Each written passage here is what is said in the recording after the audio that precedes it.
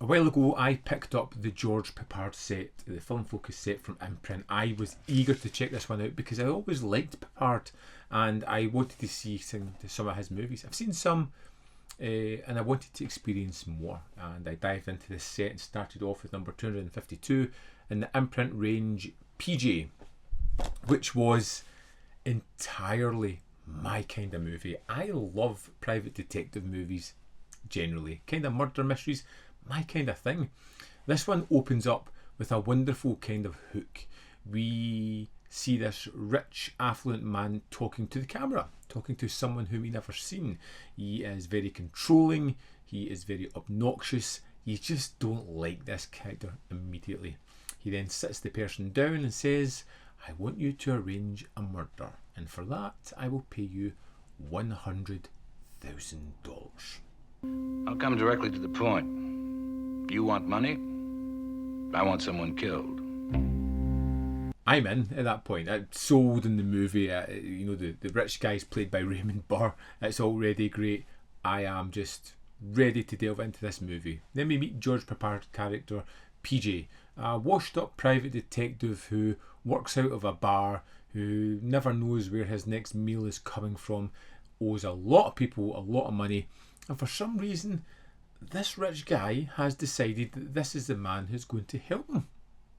This is the private detective out of all the private detectives in the city that can solve this mystery, because his mistress seems to have someone after her, and we get to meet Gail Honeycott's Maureen character, the mistress of William Orbison, and this is where it becomes almost like a family drama of sorts, because this Orbison character is horrible in every way. He makes no qualms about having a mistress, in fact almost rubbing it in his family's face, including her with family functions.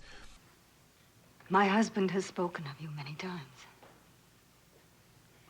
And now we finally meet. It's just a weird trait which kind of drew me into the movie even more, because I wanted to know the dynamics of all these people. They're all kind of chased after Orbison, wanting his money, and PG's there just as the viewer watching the craziness going on as someone keeps trying to kill Maureen. From there on, the movie takes twists and turns. It even jumps off to a different country for a little bit, coming back, and all the way through this I loved PJ. I loved the character. I loved how he was almost nihilistic. There is many opportunities for him to walk away with a win during this, but he is driven to find the truth, looking to figure out what's going on and what has he been played?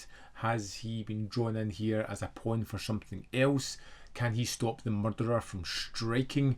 How does he fit into this weird, rich, affluent man's quirky game? If you figure on getting more money, forget that also. But I'm wealthy in memories. Adds all these factions and leaves me with a terrific character. And I really did love PJ because he's so un-PC, I guess, today's terms. You know, there's even one sequence where he's just driving down the road with a glass of scotch, which is just bonkers. But it was that kind of character. I believe. There are multiple supporting characters that I really enjoyed within this one. I found that Orbison was a really, truly despicable character.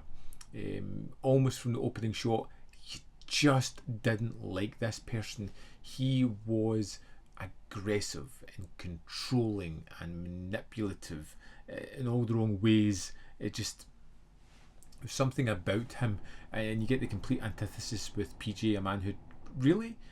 money's a facilitator, but he just doesn't really care that much about it. I even love the kind of relationships he has with people. He has these instant connections. When he moves to that different country, the small island, he instantly has an affinity with the police chief there. Apparently someone in your party does not wish you well, Mr. Detway. I'd hate to think that, Inspector, but thanks for the warning. They both kind of know the lay of the land, and there's just this wonderful dialogue between them. It looks fantastic, and there is a wicked twist in the tale of this one, which I just loved. The reveal of what was going on was great. Gets lost a little bit during the second third, but to be honest, I enjoyed the characters and I enjoyed the situations, so even though it kind of takes a break from the story a little bit, I was still engaged and still enjoyed it. PJ was an absolute treat. I loved it, and I thought Peppard was terrific in the main role, and I am looking forward to delving into the rest of this set because it's all good stuff. I'd love to know your thoughts on PJ if you've seen it. Let me know whether you loved it, hated it, fell somewhere in the middle of this one. As always, there is more content up here where you can see more of my stuff. In the description box below are links to Patreon, membership programme, and manvfilm.com. All ways in which you can support me. Thanks for watching, and I'll see you next time.